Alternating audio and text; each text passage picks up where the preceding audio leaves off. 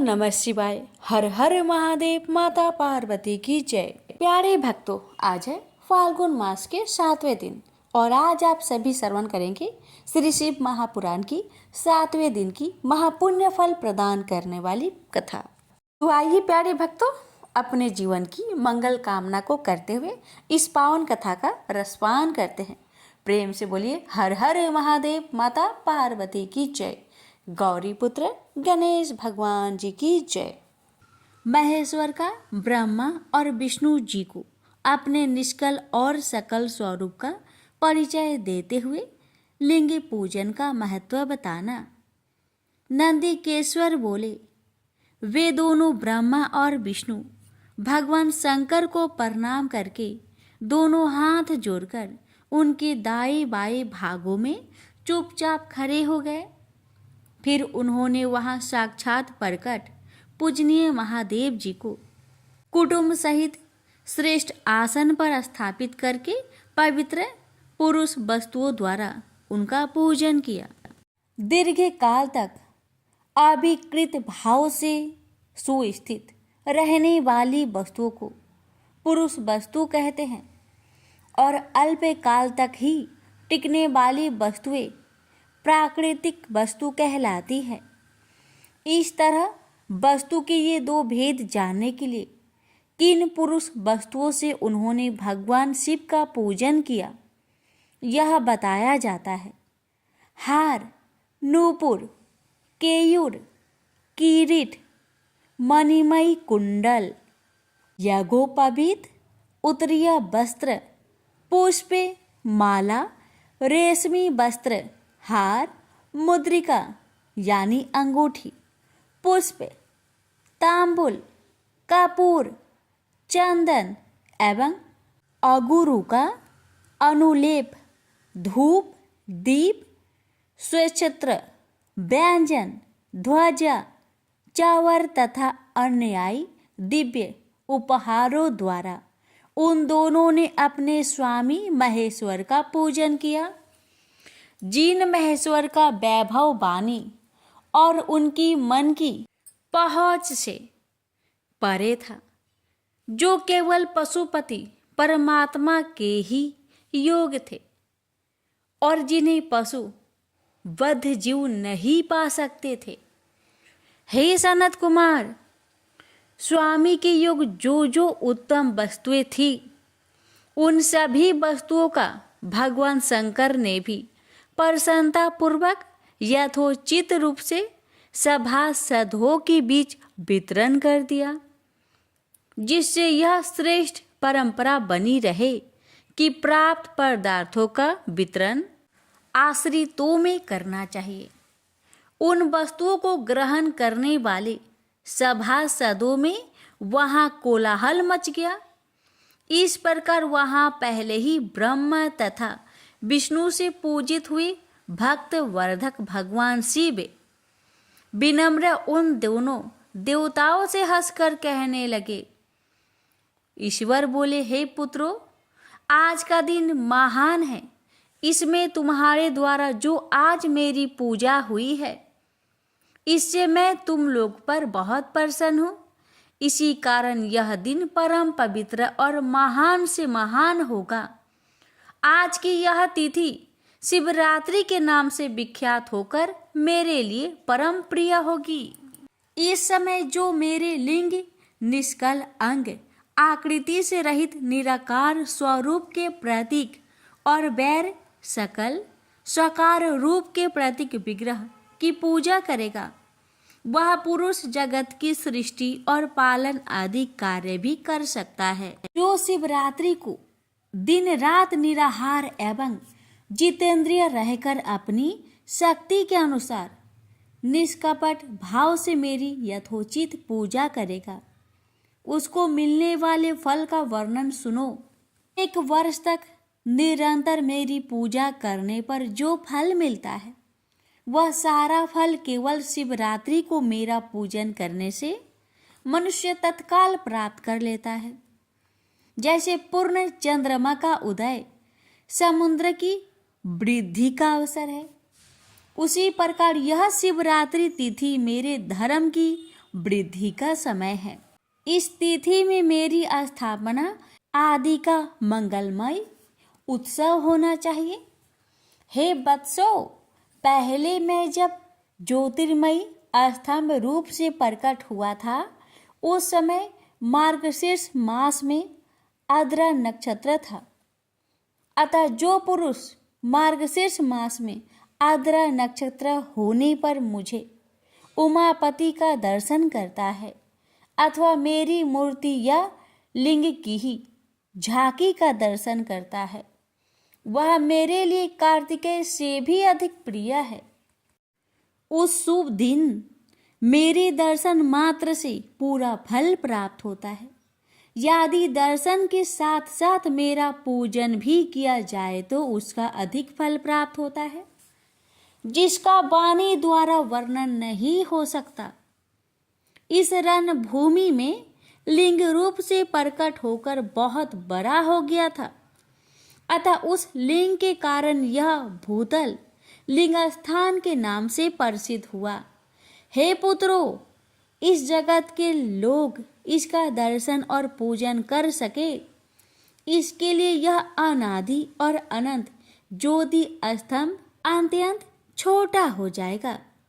यह लिंग सब प्रकार के भोगों को सुलभ करने वाला और भोग तथा मोक्ष का एकमात्र साधन होगा। इसका दर्शन, स्पर्श तथा ध्यान प्राणियों को जन्म और मृत्यु से छुटकारा देने वाला होगा। अग्नि के पहाड़ जैसा जो यह शिवलिंग यहाँ प्रकट हुआ है, इसके कारण यह स्थान अरुणाचल नाम से प्रसिद्ध होगा। यहाँ अनेक प्रकार के बड़े बड़े तीर्थ प्रकट होंगे। इस स्थान में निवास करने या मरने से जीवों का मोक्ष हो जाएगा। रथोत्सवादि के आयोजन से यहाँ सर्वत्र अनेक लोग कल्याणकारी रूप से निवास करेंगे। इस स्थान पर किया गया दान, हवन तथा जप, यह सब करोड़ गुना फल देने वाला होगा। यह क्षेत्र मेरे सभी क्षेत्र में श्रेष्ठतम होगा। यहाँ मेरा स्मरण करने मात्र से प्राणियों की मुक्ति हो जाएगी। अतः यह परम रमणीय क्षेत्र अति महत्वपूर्ण है। यह सभी प्रकार के कल्याणों से पूर्ण, शुभ और सबको मुक्ति प्रदान करने वाला होगा। इस लिंग में मुझ लिंगेश्वर की अर्चना करके मनुष्य सालोक्य, सामीप्य, सारूप्य, सार्षिठ और सायुज्य इन पांचों प्रकार की मुक्तियों का अधिकार प्राप्त कर लेगा। आप लोगों को भी शीघ्र ही सभी मनोवांछित फल प्राप्त होंगे। नंदिकेश्वर बोले, इस प्रकार विनम्र ब्रह्मा तथा विष्णु पर अनुग्रह करके भगवान शंकर ने उनके जो सैन्य दल परस्पर युद्ध में मारे गए थे, उन्हें अपनी अमृत वर्षिणी शक्ति से जीवित कर दिया। उन दोनों ब्रह्मा और विष्णु की मूर्खता और पारस्परिक बैर को मिटाने के लिए भगवान शंकर उन दोनों से कहने लगे, मेरे दो रूप है, सकल और निष्कल, दूसरे किसी के ऐसे रूप नहीं है। अतः मेरे अतिरिक्त अन्य सब अनिश्वर है। हे पुत्रों, पहले मैं स्तंभ रूप से प्रकट हुआ, फिर अपने साक्षात रूप से ब्रह्म भाव मेरा निष्कल रूप और महेश्वर भाव सकल रूप है। ये दोनों मेरे ही सिद्ध रूप है, मेरे अतिरिक्त किसी दूसरे के नहीं है। इस कारण तुम दोनों का अथवा अन्य किसी का भी ईश्वर तत्व कभी नहीं है।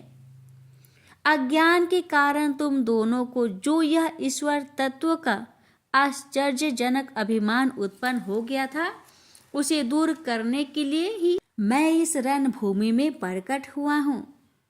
उस अपने अभिमान को छोड़ दो और मुझ परमेश्वर में अपनी बुद्धि स्थिर करो। मेरे अनुग्रह से ही सभी लोकों में सब कुछ प्रकाशित होता है। इस गूढ़ ब्रह्म तत्व को तुम्हारे प्रति प्रेम होने के कारण ही मैं बता रहा हूँ। मैं ही पर ब्रह्मा हूँ। कल सगुण और अकल निर्गुण, ये दोनों मेरे ही स्वरूप है। मेरा स्वरूप ब्रह्म रूप होने के कारण मैं ईश्वर भी हूँ। जीवों पर अनुग्रह आदि करना मेरा कार्य है। हे ब्रह्मा और केशव, सबसे बृहत और जगत की वृद्धि करने वाला होने के कारण मैं ब्रह्मा हूँ। हे पुत्रों, सर्वत्र समरूप से स्थित और व्यापक होने से मैं ही सबका आत्मा हूँ। अन्य सभी जीव अनात्मा स्वरूप है, इसमें संदेह नहीं है। सर्ग से लेकर अनुग्रह तक आत्मा या ईश्वर से भिन्न जो जगत संबंधी 5 कृत्य है, वे सदा मेरे ही है। मेरे अतिरिक्त दूसरे किसी के नहीं है, क्योंकि मैं ही सबका ईश्वर हूँ। पहले मेरी ब्रह्म रूप का बोध कराने के लिए निष्कल लिंग प्रकट हुआ था। फिर तुम दोनों को अज्ञात ईश्वर तत्व का स्पष्ट साक्षात्कार कराने के लिए मैं साक्षात जगदीश्वर ही सकल रूप में तत्काल प्रकट हो गया। अतः मुझ में जो इस तत्व है उसे ही मेरा सकल रूप जानना चाहिए, तथा जो यह मेरा निष्कल स्तंभ है, यह मेरे ब्रह्म स्वरूप का बोध कराने वाला है। हे पुत्रों, लिंग लक्षण युक्त होने के कारण यह मेरा ही लिंग चिन्ह है। तुम दोनों को प्रतिदिन यहाँ रहकर इसका पूजन करना चाहिए। यह मेरा ही स्वरूप है और मेरे सामीप्य की प्राप्ति कराने वाला है। लिंग और लिंग में नित्य अभेद होने के कारण मेरे इस लिंग का महान पुरुषों का भी पूजन करना चाहिए। हे वत्सो, जहाँ जहाँ जिस किसी ने मेरे लिंग को स्थापित कर लिया, वहाँ मैं अप्रतिष्ठित होने पर भी प्रतिष्ठित हो जाता हूँ। मेरे एक लिंग की स्थापना करने का फल मेरी समानता की प्राप्ति बताया गया है। एक के बाद दूसरे शिवलिंग की भी स्थापना कर दी गई, तब फल स्वरूप से मेरे साथ एक तत्व सायुज्य मोक्ष रूप फल प्राप्त हो जाता है। प्रधानतया शिवलिंग की ही स्थापना करनी चाहिए। मूर्ति की स्थापना उसकी अपेक्षा गौण है। शिवलिंग के अभाव में सब और से मूर्ति युक्त होने पर भी वह स्थान क्षेत्र नहीं कहलाता है। ब्रह्मा और विष्णु बोले, हे प्रभु, हम दोनों को सृष्टि आदि 5 कृत्यों का लक्षण बताइए। शिवजी बोले, मेरे कृत्यों को समझना अत्यंत गहन है, तथापि मैं कृपा पूर्वक तुम दोनों को उनके विषय में बता रहा हूँ। हे ब्रह्मा और अच्युत, सृष्टि, स्थिति, संहार, तिरोभाव और अनुग्रह, ये 5 ही मेरे जगत संबंधी कार्य है जो नित्य सिद्ध है। संसार की रचना का जो आरंभ है वह सर्ग है। मुझसे पालित होकर सृष्टि का सुस्थिर रूप से रहना ही उसकी स्थिति कहा गया है। उसका विनाश ही संहार है। प्राणों का उत्क्रमण ही तिरोभाव है। इन सब से छुटकारा मिल जाना ही मेरा अनुग्रह है। इस प्रकार मेरे 5 कृत्य है। इन मेरे कर्तव्यों को चुपचाप अन्य पंचभूत आदि वहन करते रहते हैं। जैसे जल में पड़ने वाले गोपुर बिंब में आगमन होता रहता है। सृष्टि आदि जो 4 कृत्य है वे संसार का विस्तार करने वाले हैं। 5वां कृत्य अनुग्रह मोक्ष का हेतु है। वह सदा मुझ में ही अचल भाव से स्थिर रहता है। मेरे भक्तजन इन पांचों कृत्यों को पांचों भूतों में देखते हैं। सृष्टि भूतल में, स्थिति जल में, संहार अग्नि में, तिरोभाव वायु में और अनुग्रह आकाश में स्थित है। पृथ्वी से सबकी सृष्टि होती है, जल से सबकी वृद्धि होती है, आग सबको जला देती है, वायु सबको एक स्थान से दूसरे स्थान को ले जाती है और आकाश सबको अनुग्रहित करता है। यह विद्वान पुरुषों का जानना चाहिए। इन 5 कृत्यों का भार वहन करने के लिए ही मेरे 5 मुख है। 4 दिशाओं में 4 मुख है और इनके बीच में 5वां मुख है। हे पुत्रों, तुम दोनों ने तपस्या करके प्रसन्न हुए मुझ परमेश्वर से भाग्यवश सृष्टि और स्थिति नामक 2 कृत्य प्राप्त किए हैं। ये दोनों तुम्हें बहुत प्रिय है। इसी प्रकार मेरे विभूति स्वरूप रुद्र और महेश्वर ने 2 अन्य उत्तम कृत्य संहार और तिरोभाव मुझ में प्राप्त किए हैं, परंतु अनुग्रह नामक कृत्य कोई नहीं पा सकता। उन सभी पहले के कामों को तुम दोनों ने समयानुसार भुला दिया। रुद्र और महेश्वर अपने कर्मों को नहीं भूले हैं, इसलिए मैंने उन्हें अपनी समानता प्रदान की है। बेरूप, वेश, कृत्य, वाहन, आसन और आयुध आदि में मेरे समान ही है। हे पुत्रों, मेरे ध्यान से शून्य होने के कारण तुम दोनों ने मूढ़ता आ गई है। मेरे ज्ञान रहने पर महेश के समान अभिमान और स्वरूप नहीं रहता, इसलिए मेरे ज्ञान की सिद्धि के लिए मेरे ओमकार नामक मंत्र का तुम दोनों जप करो। यह अभिमान को दूर करने वाला है। पूर्व काल में मैंने अपने स्वरूप भूत मंत्र का उपदेश किया है, जो ओमकार के रूप में प्रसिद्ध है। वह महामंगलकारी मंत्र है। सबसे पहले मेरे मुख से ओंकार ओम प्रकट हुआ, जो मेरे स्वरूप का बोध करने वाला है। ओंकार वाचक है और मैं वाच्य हूँ। यह मंत्र मेरा स्वरूप ही है।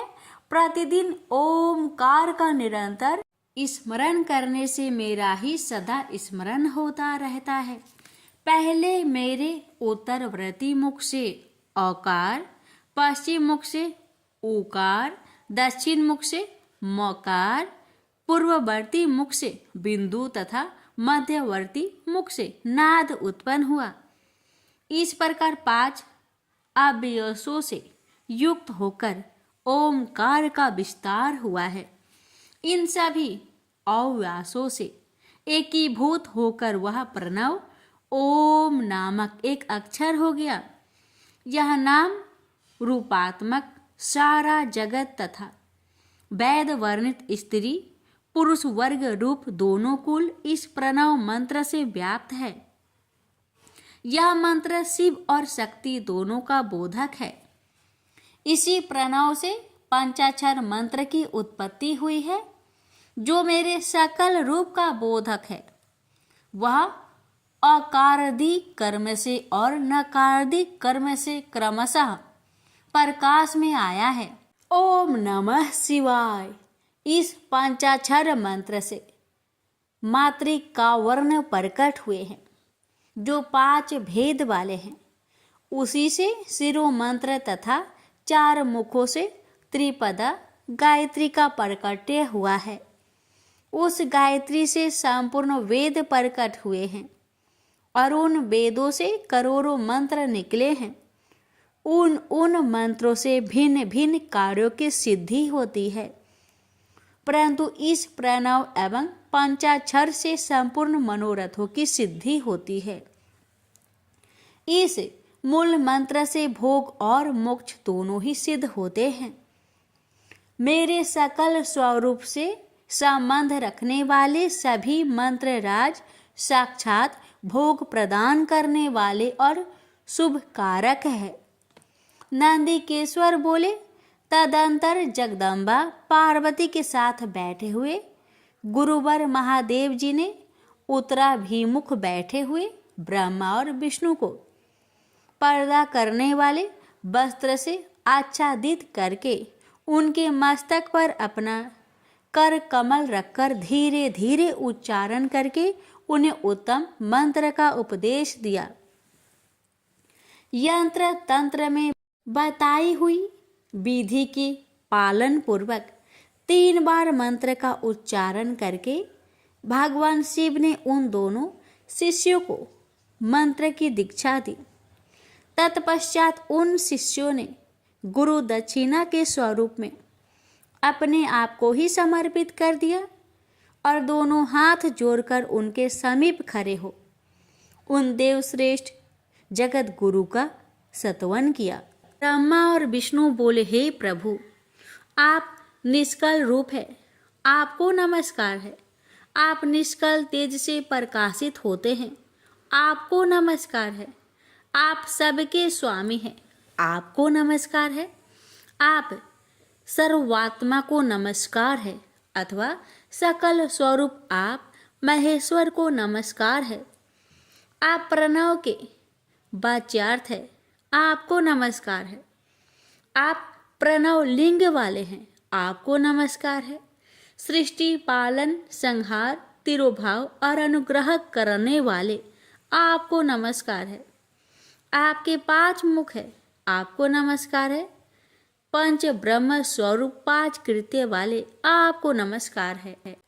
आप सबके आत्मा है, ब्रह्म है। आपके गुण और आपकी शक्तियाँ अनंत है, आपको नमस्कार है। आपके सकल और निष्कल 2 रूप है। आप सतगुरु एवं शंभु है, आपको नमस्कार है। इन पदों द्वारा आपने गुरु महेश्वर की स्तुति करके ब्रह्मा और विष्णु ने आपके चरणों में प्रणाम किया।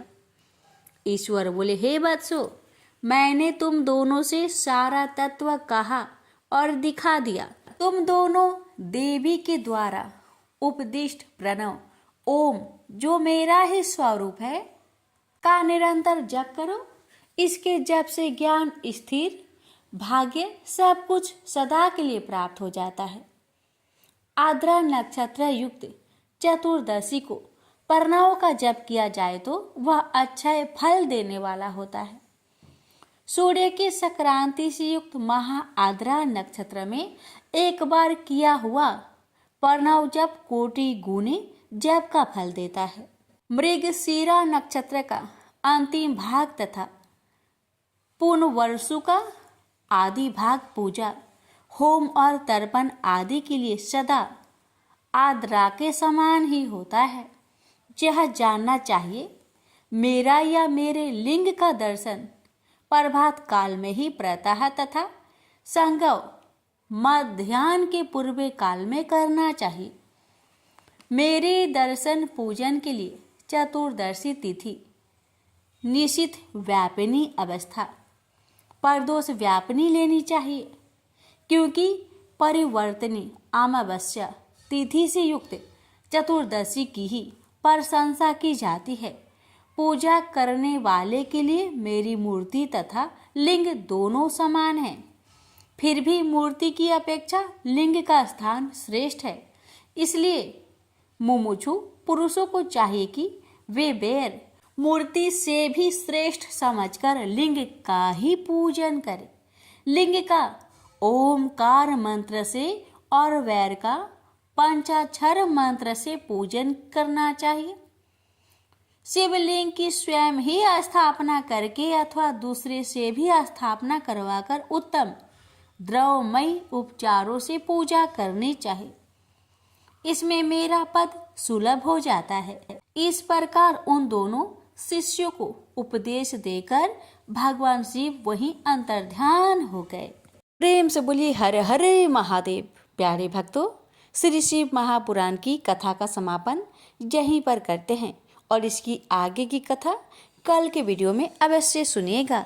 अब सुनिए फाल्गुन मास श्री कृष्ण भगवान की कथा। यह कथा बहुत पुरानी है। भगवान विष्णु का एक बहुत बड़ा भक्त था जिसका नाम पुंडलिक था। वह अपनी पत्नी और माता पिता जानुदेव और मुक्ताबाई के साथ डिंडरी वन नामक घने जंगल में रहता था। पुंडलिक एक समर्पित पुत्र था, लेकिन विवाह के कुछ समय बाद ही उसने अपने माता पिता के साथ बुरा व्यवहार करना शुरू कर दिया। इस दुख से बचने के लिए माता पिता ने काशी की तीर्थ यात्रा पर जाने का फैसला किया। जब पुंडलिक की पत्नी को इस बारे में पता चला तो उसने भी जाने का फैसला किया। वह और उसका पति घोड़े पर सवार तीर्थ यात्रियों के उसी समूह में शामिल हो गए। बेटा और उसकी पत्नी घोड़े पर सवार थे, जबकि बूढ़ा दंपति पैदल चल रहा था। हर शाम जब समूह रात के लिए डेरा डालता तो बेटा अपने माता पिता को घोड़े की देखभाल और दूसरे काम करने के लिए मजबूर करता। बेचारे माता पिता उस दिन को कोसते थे जिस दिन उन्होंने तीर्थ यात्रा पर जाने का फैसला किया था। जल्द ही दल महान ऋषि कुकुट स्वामी के आश्रम में पहुंच गए। वहां उन्होंने 2 रातें बिताने का फैसला किया। वे सभी थके हुए थे और जल्द ही सो गए, सिवाय पुंडलिक के, जो सो नहीं पाया। भोर होने से ठीक पहले उसने देखा कि सुंदर युवतियों का एक समूह गंदे कपड़े पहने हुए आश्रम में प्रवेश कर रहा था, फर्श साफ कर रहा था, पानी ला रहा था और स्वामी के कपड़े धो रहा था। फिर वे आश्रम के भीतरी कमरे में घुस गए और सुंदर साफ कपड़े पहनकर बाहर आए और पुंडलिक के पास से गुजरते हुए गायब हो गए। अगली रात उसने फिर वही दृश्य देखा। पुंडलिक उनके पैरों पर गिर पड़ा और उनसे विनती करने लगा कि वे कौन हैं। उन्होंने कहा कि वे गंगा, यमुना और भारत की अन्य पवित्र नदियां हैं, जिनमें तीर्थ यात्री स्नान करके पाप धोते हैं। स्नान करने वाले तीर्थ यात्रियों के पापों से उनके कपड़े गंदे हो गए थे और अपने माता पिता के साथ दुर्व्यवहार के कारण उन्होंने कहा, तुम सबसे बड़े पापी हो। इससे उसमें पूर्ण परिवर्तन आया और वह सबसे समर्पित पुत्र बन गया। अब माता पिता घोड़े पर सवार थे और बेटा और उसकी पत्नी उनके साथ साथ चल रहे थे। अपने प्रेम और स्नेह से बेटे और उसकी पत्नी ने माता पिता से तीर्थ यात्रा छोड़कर डिंडरा वन लौटने का आग्रह किया। एक दिन ऐसा हुआ कि द्वारिका के राजा भगवान कृष्ण को अकेलापन महसूस हुआ और उन्हें मथुरा में बिताए अपने शुरुआती दिनों की याद आ गई। उन्हें खास तौर पर ग्वाल बालों और अपनी प्रेमिका राधा के साथ खेले गए अपने खेल का याद आ गया। हालांकि वह मर चुकी थी, लेकिन वह उसे फिर से देखना चाहते थे। अपनी दिव्य शक्तियों से उन्होंने उसे फिर से जीवित कर दिया और अपने पास बैठा लिया। तभी उनकी रानी रुक्मणी कमरे में दाखिल हुई। जब राधा उनके सामने नहीं उठी तो रुक्मणी गुस्से में द्वारिका छोड़कर डिंडरी वन के जंगल में छिप गई। बाद में भगवान कृष्ण रुक्मणी की तलाश में निकल पड़े। वह पहले मथुरा गए, फिर गोकुल और ग्वाल वालों से मिले। वे भी खोज में शामिल हो गए। वे उनकी खोज में गोवर्धन पर्वत पर गए। अंत में वे दक्कन में भीमा या चंद्रभागा नदी के तट पर पहुंचे। कृष्ण ने अपने साथियों को गोपालपुरा में छोड़ दिया और खुद अकेले ही उसकी तलाश में डिंडीर वन जंगल में चले गए। अंत में उन्होंने उसे पी लिया और उसे शांत करने में कामयाब रहे। कृष्ण और रुक्मणी पुंडलिक के आश्रम में पहुंचे, लेकिन उस समय पुंडलिक अपने माता पिता की सेवा में व्यस्त था। हालांकि वह जानता था कि भगवान कृष्ण उनसे मिलने आए हैं, लेकिन उसने अपने माता पिता के प्रति अपने कर्तव्य को पूरा किए बिना भगवान को अपना सम्मान देने से इनकार कर दिया। हालांकि उसने भगवान कृष्ण के खड़े होने के लिए एक ईंट बाहर फेंक दी। अपने माता पिता के प्रति पुंडलिक की भक्ति से प्रभावित होकर भगवान कृष्ण ने देरी की परवाह नहीं की। ईंट पर खड़े होकर उन्होंने पुंडलिक का इंतजार किया।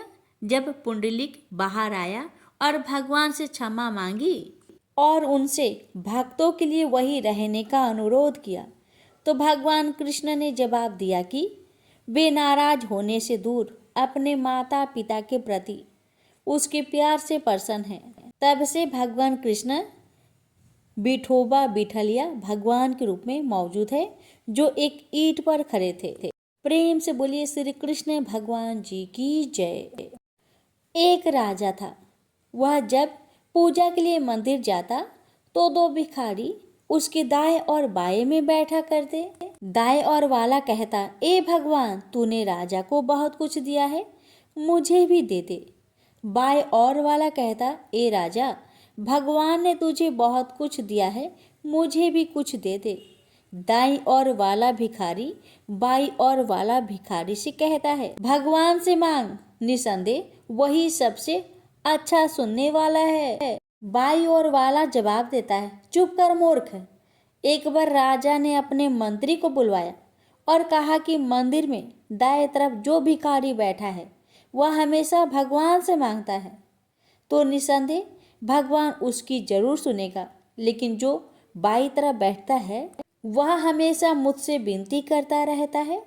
तो तुम ऐसा करो कि एक बड़े से बर्तन में खीर भर के उसमें असरफिया डालकर दे दो। मंत्री ने राजा के कहे अनुसार ही किया। अब वह भिखारी मजे से खीर खाते खाते दूसरे भिखारी को चिढ़ाता हुआ बोला, बड़ा आया, भगवान देगा। यह देख, राजा से मांगा तो मिल गया ना। खाने के बाद जब उसका पेट भर गया तो उसने खीर से भरा बर्तन दूसरे भिखारी को दे दिया और कहा, ले पकड़, तू भी खा ले मूर्ख। अगले दिन जब राजा पूजा के लिए मंदिर आया तो देखा कि बाएं तरफ वाला भिखारी तो आज भी वैसे ही बैठा है, लेकिन दाएं तरफ वाला गायब है। राजा ने चौंक कर उससे पूछा, क्या तुझे खीर से भरा बर्तन नहीं मिला? भिखारी बोला, जी महाराज, मिला था। क्या शानदार खीर थी, मैंने खूब पेट भर के खाई और दूसरा जो भिखारी था उसे भी मैंने खीर को दे दिया। वह मूर्ख भिखारी हमेशा कहता था कि भगवान देगा, भगवान देगा। अब राजा मुस्कुराकर कहने लगा, बेशक भगवान ने उसे दे ही दिया। इसी तरह हमें भी उस भगवान से ही विनती करनी चाहिए, वही हमें देने वाला है। दुनिया के जीव तो एक जरिया है, बाकी उसकी मर्जी से ही मिलता है। इसलिए उस कुल मालिक को हमेशा याद रखे। हर रोज भजन बंदगी सिमरन करो, तब जाकर हमारा परमार्थ और स्वार्थ दोनों बन जाएंगे। प्रेम से बोलिए हरे कृष्णा। एक समय की बात है कि एक बार घोषणा हुई कि भगवान सेव बांटने आ रहे हैं। सभी लोग भगवान के प्रसाद के लिए तैयार होकर लाइन लगाकर खड़े हो गए। एक छोटी बच्ची बहुत उत्सुक थी, क्योंकि वह पहली बार भगवान को देखने जा रही थी। एक बड़े और सुंदर सेव के साथ साथ भगवान के दर्शन की कल्पना से ही खुश थी। अंत में प्रतीक्षा समाप्त हुई। बहुत लंबी कतार में जब उसका नंबर आया तो भगवान ने उसे एक बड़ा और लाल सेव दिया। लेकिन जैसे ही उसने सेव पकड़कर लाइन से बाहर निकली, उसका सेव हाथ से छूटकर कीचड़ में गिर गया। बच्ची उदास हो गई। अब उसे दोबारा से लाइन में लगना पड़ेगा।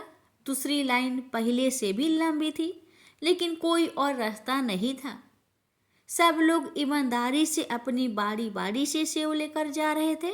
अंत में बच्ची फिर से लाइन में लगी और अपनी बारी की प्रतीक्षा करने लगी। आधी कतार को सेव मिलने के बाद सेव समाप्त होने लगे। अब तो बच्ची बहुत उदास हो गई। उसने सोचा कि उसकी बारी आने तक तो सब सेव खत्म हो जाएगी, लेकिन वह ये नहीं जानती थी कि भगवान के भंडार कभी रिक्त नहीं होते। जब तक उसकी बारी आई तो और भी नए सेव आ गए। भगवान तो अंतर्यामी होते हैं। बच्चे की मन की बात जान गए। उन्होंने इस बार बच्ची को सेव देकर कहा कि पिछली बार वाला सेव एक तरफ से सड़ चुका था, जो तुम्हारे लिए सही नहीं था, इसलिए मैंने ही उसे तुम्हारे हाथों से गिरवा दिया था। दूसरी तरफ लंबी कतार में तुम्हें इसलिए लगाया गया क्योंकि नए सेब अभी पेड़ों पर थे, उनके आने में समय बाकी था, इसलिए तुम्हें अधिक प्रतीक्षा करनी पड़ी। ये सेब अधिक लाल, सुंदर और तुम्हारे लिए उपयुक्त है। भगवान की बात सुनकर बच्ची संतुष्ट होकर गई। इसी प्रकार यदि आपके किसी काम में विलंब हो रहा है तो उसे भगवान की इच्छा मानकर स्वीकार करें। जिस प्रकार हम अपने बच्चों को उत्तम से उत्तम देने का प्रयास करते हैं, उसी प्रकार भगवान भी अपने बच्चों को वही देंगे जो उनके लिए उत्तम होगा। ईमानदारी से अपनी बारी की प्रतीक्षा करें। जय श्री कृष्ण। बुधवार बुद्धदेव की व्रत कथा। बुधवार की व्रत करने और कथा सुनने से भक्तों की हर मनोकामना को बुद्धदेव गणेश जी महाराज अवश्य ही पूर्ण करते हैं। इसलिए कथा को बड़े ही श्रद्धा और प्रसन्नचित मन से पूरा अवश्य सुनिएगा। प्रेम से बोलिए बुद्धदेव भगवान की जय।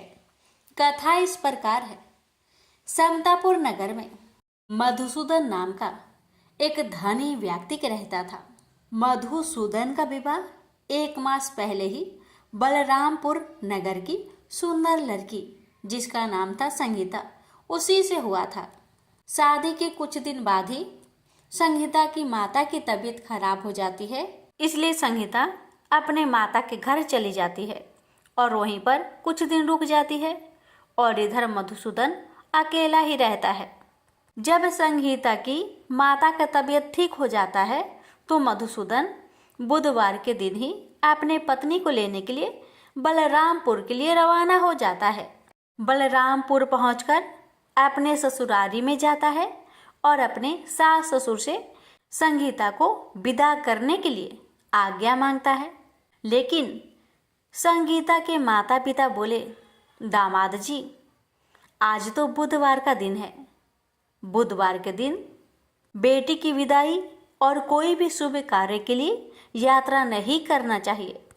लेकिन मधुसूदन अपने सास ससुर की एक ही बात नहीं माना और जीत पर अड़ गया कि मैं आज ही संगीता को लेकर जाऊंगा और कुछ भी नहीं होगा, आप खुशी खुशी विदा कर दीजिए। अब अपने दामाद के जीत के आगे संगीता के माता पिता हार मान लेते हैं और अपनी बेटिया को विदा कर देते हैं। अब मधुसूदन और संगीता दोनों जन बैलगाड़ी से यात्रा प्रारंभ करते हैं। 2 कोस की यात्रा के बाद ही उसकी गाड़ी का एक पहिया टूट गया। वहां से दोनों पैदल ही यात्रा करना शुरू कर देते हैं और पैदल चलते चलते बेचारी संगीता तो थक जाती है और उसे जोर से प्यास लग जाती है। तो वह अपने पति से कहती है, सुनिए जी, मुझे बहुत जोर से प्यास लगी है। तो मधुसूदन कहता है, ठीक है, तुम इस पेड़ की छांव में बैठो, मैं देखता हूँ आसपास में कहीं अगर पानी मिल जाए तो मैं लेकर आता हूँ, तुम यहाँ से कहीं जाना मत। इतना कहकर मधुसूदन पानी ढूंढने के लिए चल दिया। थोड़ी देर इधर उधर ढूंढने के बाद मधुसूदन को कहीं से जल मिल जाता है और वह जल लेकर वापस उसी जगह में आता है जहाँ उसकी पत्नी पेड़ के नीचे छांव में बैठी हुई थी।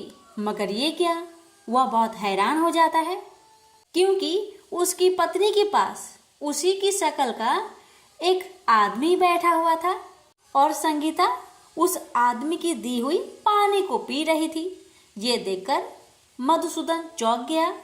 जब संगीता का नजर दूसरे मधुसूदन पर पड़ा तो बेचारी वो भी हैरान रह गई और दोनों में से असली मधुसूदन कौन है बेचारी अंतर न कर पाई। अब मधुसूदन को बहुत क्रोध आया और क्रोध में उसने उस व्यक्ति से पूछा, तुम कौन हो और मेरी पत्नी के पास क्यों बैठे हो? मधुसूदन की बात सुनकर उस व्यक्ति ने कहा, अरे भाई, यह मेरी पत्नी संगीता है। मैं अपनी पत्नी को ससुराल से विदा कराकर लाया हूँ, लेकिन तुम कौन हो जो मुझसे ऐसे प्रश्न कर रहे हो? उस व्यक्ति की बातें सुनकर मधुसूदन भड़क उठा और कहने लगा कि तुम जरूर कोई चोर या ठग हो। यह मेरी पत्नी संगीता है। मैं इसे पेड़ के नीचे बैठाकर जल की खोज में गया था। इस पर उस व्यक्ति ने कहा, अरे भाई, झूठ तो तुम बोल रहे हो। संगीता को प्यास लगने पर जल लेने मैं गया था। मैंने तो जल लाकर अपनी पत्नी को पिला भी दिया। अब तुम चुपचाप यहाँ से चलते बनो, नहीं तो किसी सिपाही को बुलाकर तुम्हें पकड़वा दूंगा। दोनों एक दूसरे से लड़ने लगे। उन्हें लड़ते देख बहुत से लोग वहां इकट्ठे हो गए। नगर के कुछ सिपाही भी वहां आ गए। सिपाही उन दोनों को पकड़कर राजा के पास ले गए। सारी कहानी राजा को सुना दी। राजा ने भी कोई निर्णय नहीं कर पाया। संगीता भी उन दोनों में से अपने वास्तविक पति को नहीं पहचान पा रही थी। राजा ने दोनों को ही कारागार में डाल देने के लिए कहा। राजा के इस फैसले पर असली मधुसूदन भयभीत हो गया। तभी आकाशवाणी हुई, मधुसूदन, तूने संगीता के माता पिता की बात नहीं मानी और बुधवार के दिन अपनी पत्नी को ससुराल से ले आया। यह सब भगवान बुद्ध देव के प्रकोप से हो रहा है। भविष्यवाणी सुनकर मधुसूदन बहुत डर गया और हाथ जोड़कर बुद्ध देव से क्षमा प्रार्थना करने लगा कि हे बुद्ध देव, हे भगवान, मुझसे बहुत बड़ी गलती हो गई कि मैंने अपने सास ससुर की बातें न मानी। उसका सजा मुझे मिल चुका है। हे भगवान, कृपा करके मुझे क्षमा कर दीजिए। मैं आगे से ऐसी गलती कभी नहीं करूँगा। मुझे माफ कर दीजिए। मैं भविष्य में आप कभी भी बुधवार के दिन यात्रा नहीं करूँगा और सदैव बुधवार को आपका व्रत किया करूँगा और कथा सुना करूँगा। मधुसूदन के प्रार्थना करने से भगवान बुद्ध देव उसे क्षमा कर देते हैं और तभी दूसरा व्यक्ति राजा के सामने से ही गायब हो जाता है। राजा और दूसरे लोग इस चमत्कार को देखकर हैरान हो गए। भगवान बुद्ध देव की इस अनुकंपा से राजा ने मधुसूदन और उसकी पत्नी को सम्मान पूर्वक विदा किया। कुछ दूर चलने पर रास्ते में उन्हें वही बैलगाड़ी मिल गई। बैलगाड़ी का टूटा हुआ पहिया भी अपने आप जुड़ा हुआ था। दोनों उसमें बैठकर समतापुर की ओर चल दिए। मधुसूदन और उसकी पत्नी संगीता दोनों बुधवार को व्रत करते हुए आनंद पूर्वक जीवन यापन करने लगे। इस तरह भगवान बुद्ध देव की कृपा से उनके यहाँ खुशियाँ बरसने लगी। इस तरह जो भी स्त्री या पुरुष विधिवत बुधवार का व्रत करके व्रत कथा को श्रद्धा पूर्वक सुनते हैं, भगवान बुद्ध देव उनके सभी कष्टों को दूर करते हैं। प्रेम से बोलिए बुद्ध देव भगवान की जय।